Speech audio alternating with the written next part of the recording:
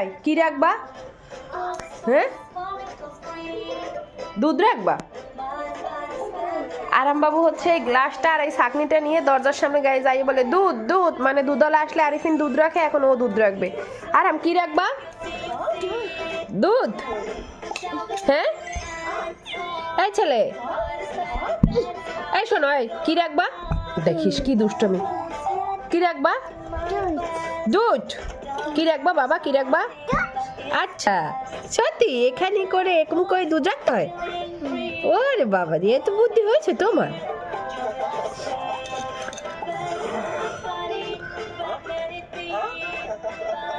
আরাম, পাপা তোমার কি বলো? তোমার জানকে, তোমার জানকে? আরাম তোমার জানকে? পাপা তোমার জানকে?